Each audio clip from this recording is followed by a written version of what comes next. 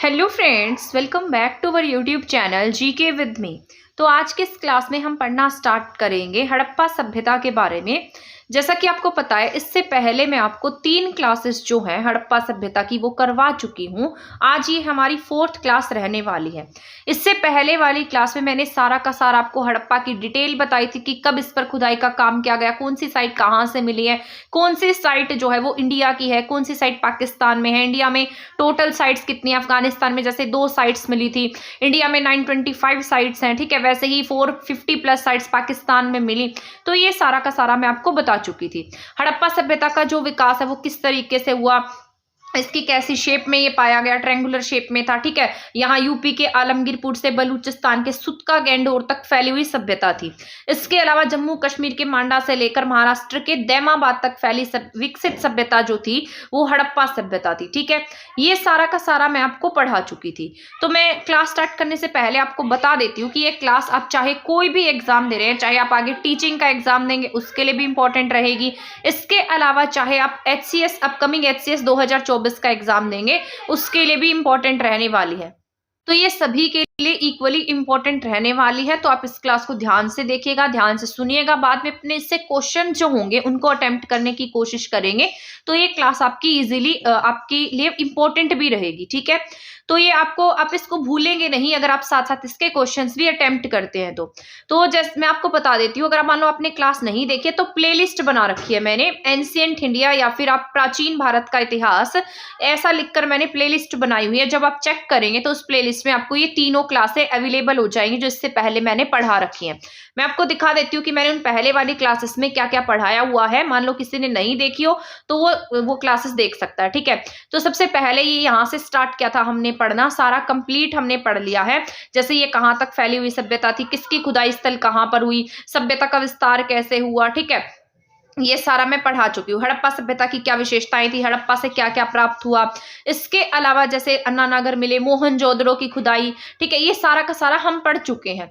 इसके अलावा लोथल के बारे में मैं पढ़ा चुकी थी, आपको चनहूदड़ो के बारे में पढ़ा चुकी थी। तो ये सारा हम पढ़ चुके थे। आज की जो हमारी क्लास रहने वाली है वो रहेगी, इसके बाद हम यहाँ से कालीबंगा से स्टार्ट करने वाले हैं। तो अब हम जानेंगे कालीबंगा के बारे में। कालीबंगा साइट जो है ये आपके राजस्थान की साइट है, ठीक है, राजस्थान में पाई गई थी। यहाँ से अगर हम साक्ष्यों की बात करते हैं तो यहाँ से आपके हवन कुंड के साक्ष्य मिले हैं, हल के निशान मिले हैं, अलंकृत ईंटों के साक्ष्य मिले हैं। जैसे सजी हुई ईंटें होती है, जैसे आज आप देखते हैं ईंटें होती है, ईंटों के बीच में कुछ ना कुछ इस तरीके का कोई अल्फाबेटिक टाइप में कुछ लिखा होता है। तो पहले भी जो ये ईंटें प्राप्त हुई थी उस पर कुछ ना कुछ लिखा गया था। तो कालीबंगा से कैसी ईंटें मिली हैं, अलंकृत ईंटें मिली हैं जिनके ऊपर कुछ ना कुछ बना हुआ मिला है। साथ साथ कालीबंगा से क्या मिला, हवन कुंड के साक्ष्य मिले हैं। अग्निकुंड के साक्ष्य कहाँ से मिले थे, लोथल से क्या मिले थे, अग्निकुंड के साक्ष्य मिले थे। वैसे ही कालीबंगा से क्या मिला, हवन कुंड के साक्ष्य मिले हैं। ऐसा कहा जाता है कि ये लोग क्या करते होंगे, कहीं ना कहीं पूजा पाठ में भी विश्वास रखते होंगे। इसके साथ साथ यहाँ से हल के निशान मिले थे, अलंकृत ईंटों के साक्ष्य मिले थे, और यहाँ पर कच्ची ईंटों के भवन पाए गए। साथ साथ ये लोग क्या करते थे, सरसों की खेती किया करते थे। पर यहाँ के ऐसा ये जो घर थे ना, कई भवन ऐसे थे जो किससे बने हुए थे, कच्ची ईंटों के बने हुए थे। लेकिन यहाँ के जो आंगन थे वो कैसे थे, पक्की ईंटों से बनाए गए थे। यानी कि इनके जो ये आज हमारे जो घर होते हैं, घरों के जो आंगन है वो टाइल से बनते हैं, पत्थर से बनते हैं। इनके घर किससे निर्मित थे, पक्की ईंटों के बने हुए थे। जुते हुए खेत के साक्ष्य मिले हैं यहाँ से, और बच्चे की एक खोपड़ी मिली है। तो ये आपका इंपॉर्टेंट है, ये वाला पॉइंट आपको बहुत अच्छे से याद रखना है। यहाँ से क्या मिला, बच्चे की एक खोपड़ी मिली। अब यहाँ पर ये खोपड़ी मिली, ये इंपॉर्टेंट नहीं था। ये इंपॉर्टेंट इसलिए है क्योंकि इस खोपड़ी में क्या पाए गए, 6 अलग अलग होल पाए गए, ठीक है। और वो किसकी ओर संकेत कर रहे थे कि ये किसकी तरफ संकेत कर रहे थे कि ये लोग जो सर्जरी वगैरह करते थे, शल्य चिकित्सा में भी क्या थे, निपुण थे, ठीक है। तो ये इतने ज्यादा एडवांस लोग थे। तो आप यहाँ से आइडिया लगा सकते हैं कि इन लोगों में कितनी मतलब एक तरीके से कितने विकसित लोग थे ये। तो यहाँ से क्या क्या मिला कालीबंगा से, कालीबंगा सबसे पहले तो याद रखना है ये राजस्थान की साइट है। यहाँ से हवन कुंड के साक्ष्य मिले हैं, यहाँ से सजी हुई ईंटों के साक्ष्य मिले हैं, यहाँ से आंगन जो थे वो पक्की ईंटों के बनाए गए थे, भवन जो थे वो कच्ची ईंटों के बने हुए थे, सरसों की खेती के साक्ष्य मिले हैं यहाँ से, ठीक है, हल के निशान मिले, जुते हुए खेत के साक्ष्य मिले हैं। तो ये सारे पॉइंट आपको कालीबंगा से रिलेटेड याद रख लेने हैं। और मोस्ट इंपॉर्टेंट पॉइंट जो है ये वही है, बच्चे की खोपड़ी के जो साक्ष्य मिले, बच्चे की एक खोपड़ी मिली जिसमें क्या थे, 6 होल किए गए थे, जो सर्जरी वगैरह की तरफ क्या करते थे, इशारा करते थे। अब यहाँ पर ये इंपॉर्टेंट पॉइंट है, लोथल में क्या मिला, बाजरे के साक्ष्य भी मिले हैं। तो लोथल में आपको कल पढ़ाया था, लोथल से क्या मिला है, बाजरे के साक्ष्य मिले। लेकिन अगर हम सरसों की बात करते हैं तो सरसों के साक्ष्य कहाँ से मिले हैं, आपके कालीबंगा से मिले हैं, ठीक है। ऊंट की हड्डी के साक्ष्य भी कहाँ से मिले, कालीबंगा से मिले। अब ये देखो, ये मैंने बताया था, ऊंट की हड्डी के साक्ष्य कहाँ से मिले हैं, ये कालीबंगा से मिले हैं, ठीक है। तो ये भी इंपॉर्टेंट हो जाता है, आपको याद रख लेना। वो घोड़े वाला पॉइंट था जो मैंने आपको बताया था कि घोड़े का जो पूरा कंकाल था वो कहाँ से मिला, सुरकोटदा से मिला था। और घोड़े के जबड़ा जो था वो कहाँ से मिला, वो लोथल से मिला था। ऐसे ही लोथल से चावल के साक्ष्य मिले थे, लोथल से बाजरे के साक्ष्य मिले। लेकिन अगर आपसे सरसों और चना पूछा जाता है तो चना और सरसों कहाँ से मिले हैं, आपके कालीबंगा से मिले हैं, ठीक है। तो ऐसा याद रखना, राजस्थान की जो साइट है, राजस्थान की साइट जो है वो किसके लिए इंपॉर्टेंट है, चने के लिए और सरसों के लिए इंपॉर्टेंट है। तो राजस्थान के कालीबंगा की साइड से क्या प्राप्त होता है, चना और सरसों प्राप्त होती है। यहाँ से क्या मिले हैं, ऊंट के साक्ष्य भी मिले हैं कि ये लोग किससे परिचित थे, ऊंट से भी परिचित थे। इसके साथ साथ अगर हम इसकी बाउंड्री की बात करते हैं तो ये देखो, ये भी एक एक्सेप्शन आ जाता है, ये भी इंपॉर्टेंट हो जाता है आपका।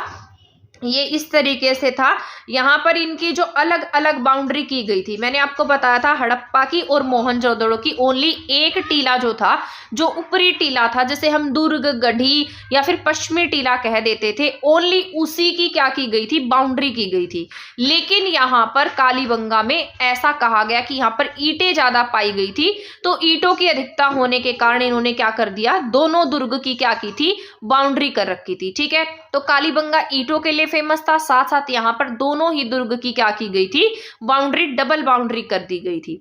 तो दोनों टीलों की यहाँ पर क्या अवेलेबल थी, बाउंड्री थी। पर यहाँ जल निकासी की व्यवस्था क्या थी, खराब।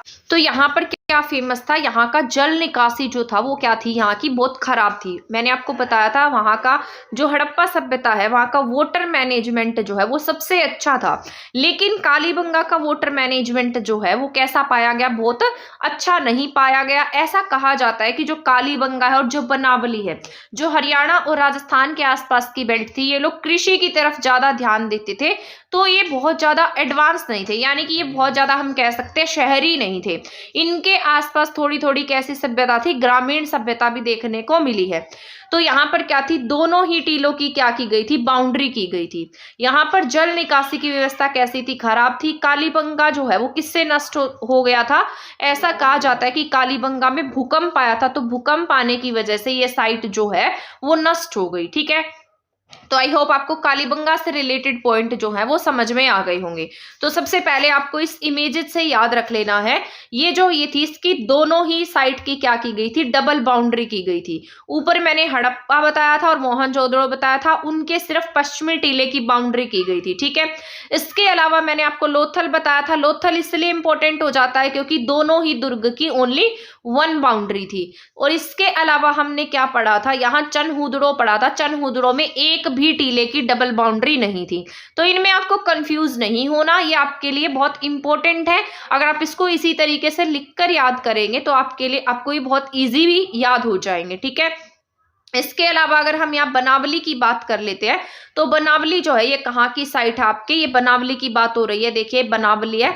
तो बनावली जो है ये क्या है, हरियाणा की साइट है, यानी कि हमारे हरियाणा की साइट जो थी वो क्या है, बनावली थी। इससे पिछड़ी साइट, मतलब सबसे पिछड़ी साइट में अगर हम गिनती करें तो हरियाणा की बनावली साइट जो थी वो पिछड़ी हुई साइट थी as compare to other sites. हम ऐसा नहीं कहेंगे कि यहाँ के लोग बहुत, एक तरीके से हम ऐसा नहीं कह सकते कि यहाँ के लोग बिल्कुल ही पिछड़े हुए थे, बट ये कृषि में आगे थे और शहरीकरण में पीछे थे, इसलिए हम क्या कह देते हैं कि ये साइड के लोग कैसे थे, थोड़े पिछड़े हुए थे, क्योंकि ये कृषि करने में आगे थे, खेती करते थे। साथ साथ यहाँ से क्या मिला है, बेस्ट क्वालिटी का जो है वो कहाँ से पाया गया, बनावली से पाया गया। ये लोग टिन की जगह किसका यूज करते थे, तांबे का प्रयोग करते थे।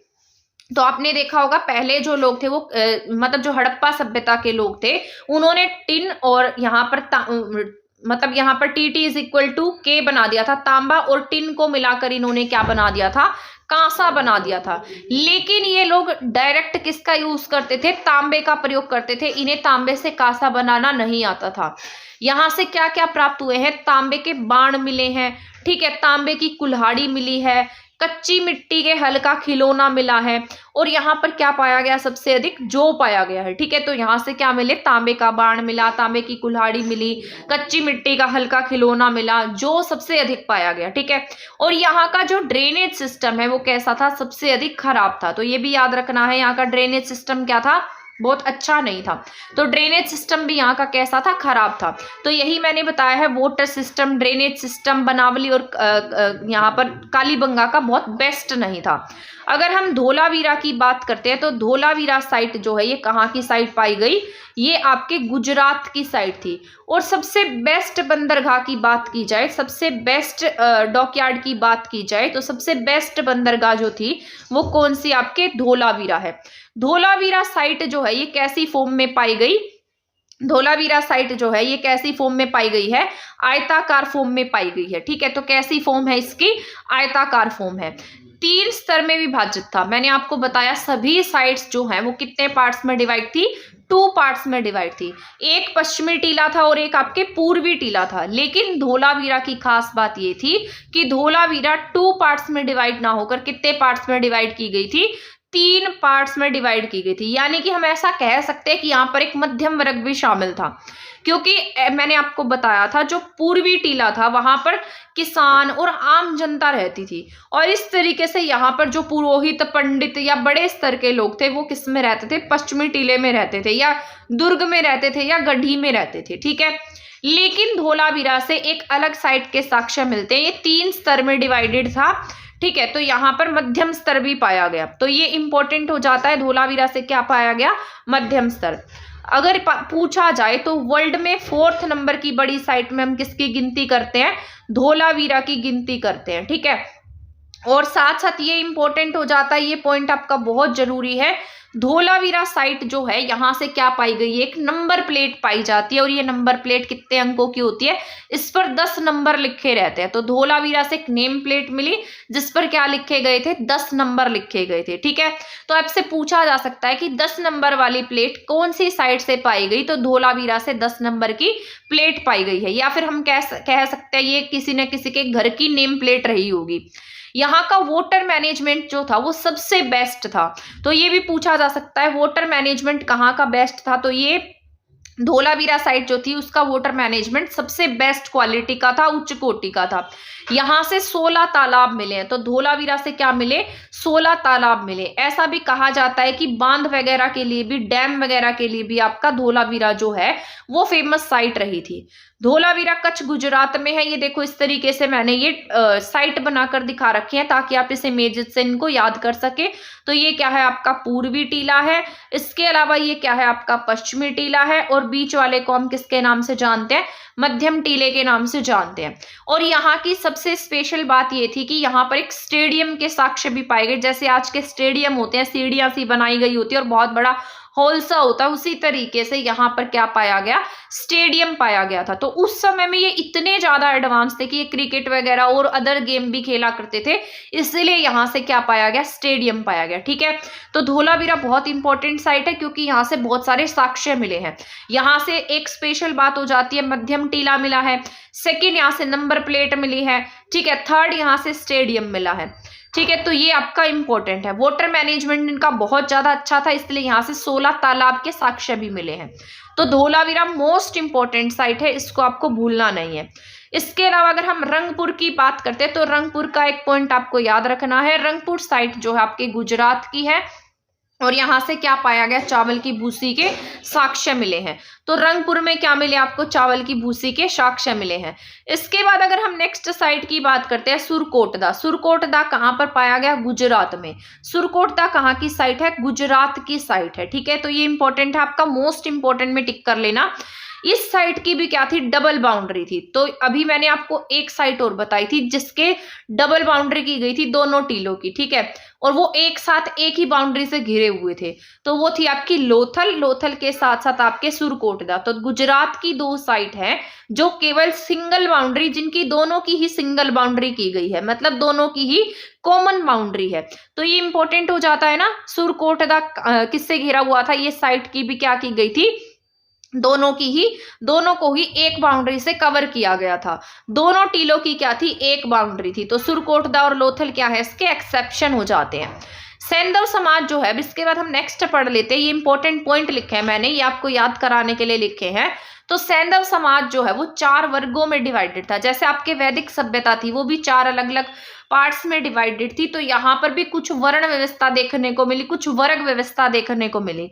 पर इसका मतलब ये नहीं था कि ये किसी को छोटा बड़ा मानते थे या काम के आधार पर इन्होंने इसे बांटा हुआ था, तो ये ऐसा नहीं था, ठीक है। तो ये याद रखना है आपको। ये कैसे थे, ये विद्वान, योद्धा, व्यवसायी, श्रमजीवी, ये क्या क्या थे इसमें, कुछ विद्वान थे, पंडित थे, कुछ योद्धा थे, कुछ व्यवसाय करते थे, कुछ श्रमजीवी थे, और यहाँ पर एकल परिवार व्यवस्था थी, यानी कि सिंगल परिवार की व्यवस्था थी। साथ साथ इनका परिवार जो है वो कैसा था, मात्र सत्तात्मक था। तो ये पॉइंट याद रखना है। आज आपका समाज कैसा है, पितृ सत्तात्मक है। उस समय कैसा समाज था, मात्र सत्तात्मक समाज था, ठीक है। यहाँ पर स्त्रियों की बहुत ज्यादा इंपॉर्टेंस देखने को मिली है। तो जो आज तक भी नहीं हो पाया, ये लोग तब तक भी इतने ज्यादा एडवांस रहे थे, ठीक है। अब इस बात पर कोई मुझे फेक फेमिनिस्ट मत बोलना, ठीक है ना, कि मैं फेक फेमिनिस्ट हूँ। एक बार कमेंट आया हुआ था, मुझे किसी ने बोला कि ये पूजा जो है ना, ये तो फेक फेमिनिस्ट है। तो ये मतलब ये मैं बस समझाने के लिए बता रही हूँ आपको, क्योंकि ऐसा देखने को मिला है जहां पर स्त्रियों की दशा अच्छी होती है वहां पर अपने आप ग्रोथ होती है, ठीक है। तो ये पॉइंट मैंने बस आपको समझाने के लिए बताया है, कभी कमेंट में बोल दो कुछ कुछ। तो यहाँ पर क्या है, शाकाहारी और मांसाहारी। तो ये कैसे थे, ये शाकाहारी भी थे, साथ साथ कैसे थे, मांसाहारी भी थे। मांस का भक्षण भी करते थे क्योंकि इनके घरों से कहीं ना कहीं किसी एनिमल्स के ऐसे साइन मिले थे। तो ये आपका इंपॉर्टेंट हो जाता है। साथ साथ अगर हम इसके फसलों की बात कर लेते हैं तो फसलों में गेहूं इंपॉर्टेंट थी, जौ इंपॉर्टेंट था और चावल इंपॉर्टेंट था। चावल बहुत लेटर स्टेज में जाकर पाया गया। चावल के साक्ष्य जो है वो कहाँ से मिले हैं, आपके लोथल से मिले हैं, ठीक है। जौ के साक्ष्य कहाँ से मिले, बनावली से मिले हैं, और बेस्ट क्वालिटी का जो भी हमने पढ़ा था अभी ऊपर, ठीक है। तो गेहूं वैसे पाया जाता था, आम पाया जाता था। इसके बाद अगर हम गाय की बात कर लेते हैं, धान की भूसी मिली थी, अभी रंगपुर से बताया था मैंने आपको। अगर हम इसमें जीव जंतु और जानवरों की बात कर लेते हैं तो उसमें क्या फेमस था, गाय से परिचित थे ये लोग, ठीक है। तो ये इंपॉर्टेंट हो जाता है, ये लोग किससे परिचित थे, गाय से भी परिचित थे, भेड़ से परिचित थे, बकरी से परिचित थे, ठीक है। तो ये किस किस से परिचित थे, गाय, भेड़, बकरी, ये तीनों से परिचित कौन थे, ये हड़प्पा सभ्यता के लोग गाय से, भेड़ से और बकरी से परिचित थे। साथ साथ कुत्ते बिल्ली का ज्ञान था इन्हें, कुत्ते बिल्ली से परिचित थे। ऊंट था, घोड़ा था, शेर की जानकारी इनको नहीं थी, ठीक है। तो ये याद रखना है, आपसे एक्सेप्शन ही पूछे जाते हैं। तो इनको किसकी जानकारी नहीं मिली, शेर की जानकारी नहीं मिली। अभी मैंने आपको ऊंट के बारे में ऊपर बताया था, घोड़े के बारे में बताया था कि घोड़े का जबड़ा मिला, ठीक है, घोड़े का कंकाल मिला। तो ये मैं आपको बता चुकी हूँ। तो घोड़े से परिचित थे, ऊंट से परिचित थे। एक ईंट पर वो जो बिल्ली है, बिल्ली का पीछा करते हुए कुत्ते के पैरों के निशान दिखाए गए हैं, तो कुत्ते बिल्ली से परिचित थे। इसके साथ साथ गाय की जानकारी थी इनको, भेड़ की जानकारी थी, बकरी की जानकारी थी। तो ये कुछ जीव जंतु हैं जिनके बारे में, कुछ जानवर हैं जिनके बारे में बहुत ज्यादा जानते थे।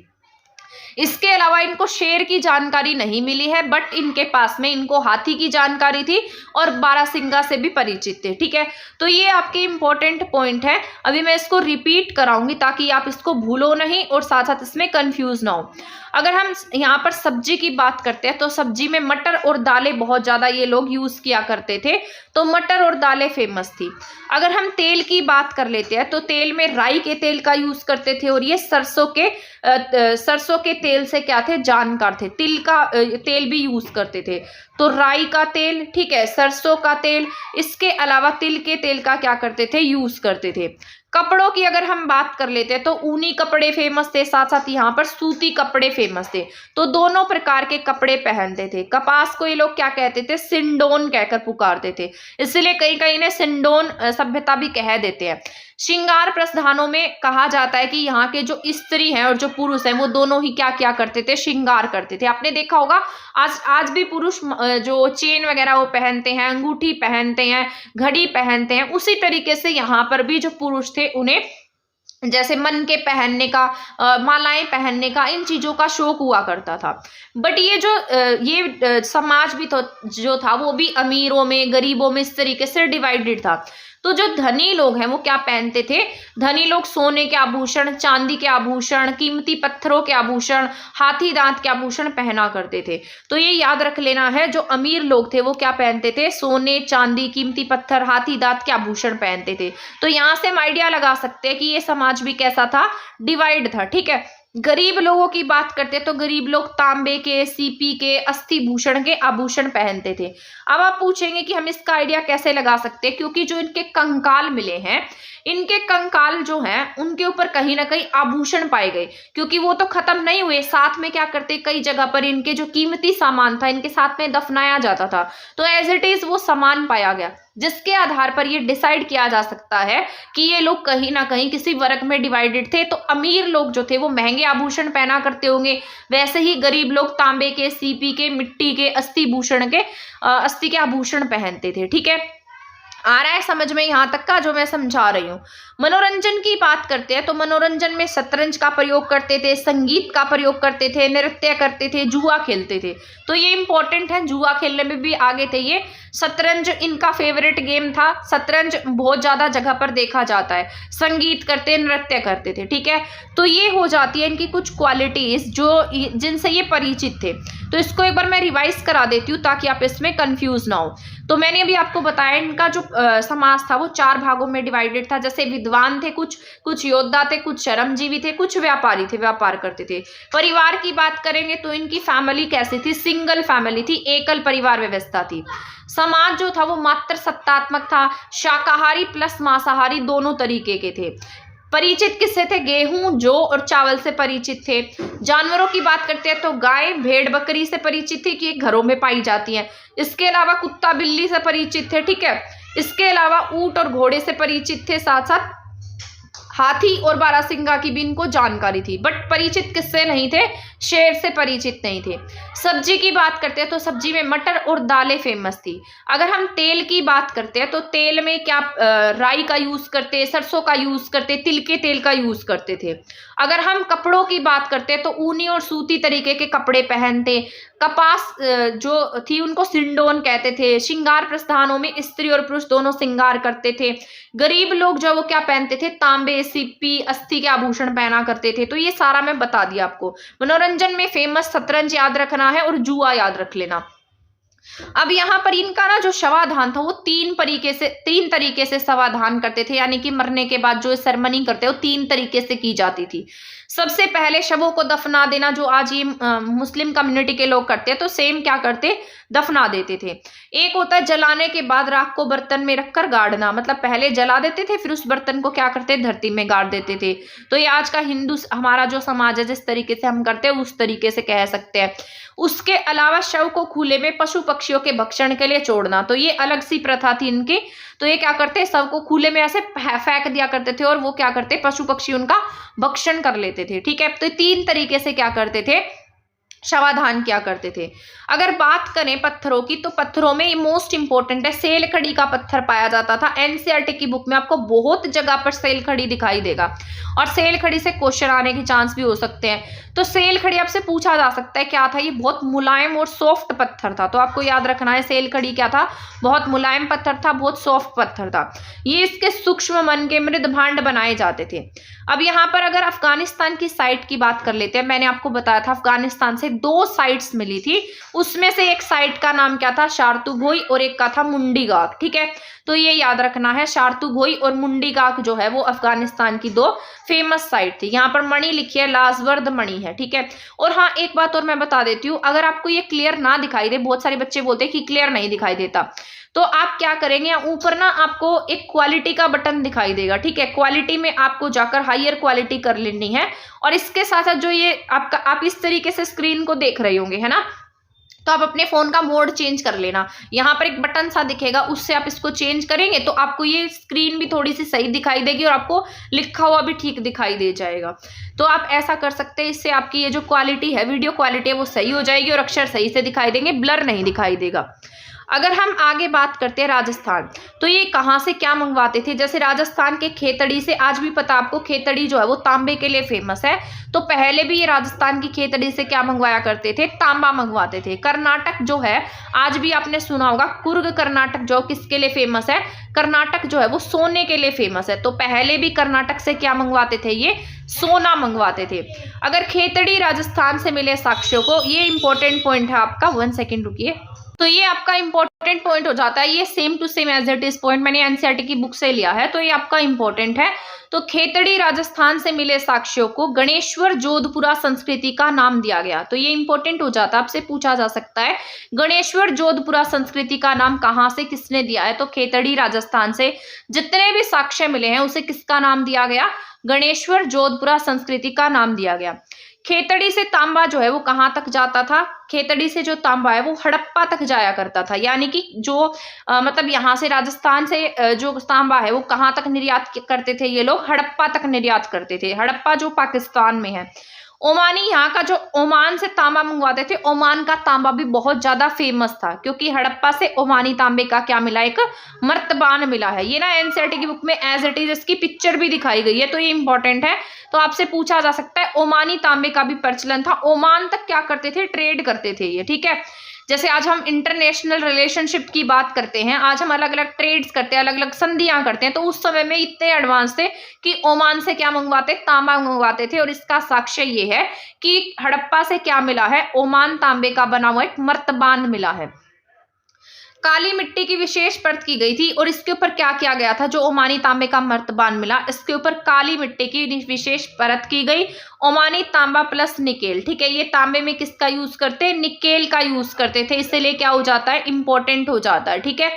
तो यहाँ तक का तो हमने पढ़ लिया है, ये मैं आपको कल की क्लास में पढ़ा दूंगी। आज शायद आपकी क्लास में थोड़ा डिस्टरबेंस हो, क्योंकि हमारी गली में थोड़ा शोर हो रखा है, तो आपकी क्लास में भी शायद ये शोर गया होगा, तो उसके लिए मैं सॉरी मतलब अब बाहर जो बच्चे बोल रहे हैं उनको मैं कैसे चुप करा सकती हूँ, ठीक है ना। तो ये कल की क्लास में करा दूंगी मैं आपको, ऐसे आपकी क्लास में डिस्टर्ब हो रही होगी और आपको शायद समझ ना आए, थोड़ा शोर हो तो आज इतना ही पढ़ लेते हैं। कल हम इस क्लास को आगे कंटिन्यू करेंगे और आपकी हड़प्पा सभ्यता की क्लास 2 क्लासेस में आगे कंप्लीट हो जाएगी। तो अब हम मिलेंगे नेक्स्ट क्लास में हमारे नेक्स्ट टॉपिक के साथ। तब तक आप हमारे चैनल के साथ बने रह सकते हैं। अगर आपने हमारा चैनल सब्सक्राइब नहीं किया तो प्लीज़ आप इसे सब्सक्राइब कर देना, और वीडियो को अगर आपने शेयर नहीं किया तो आप इसे शेयर भी कर देना। थैंक यू, धन्यवाद।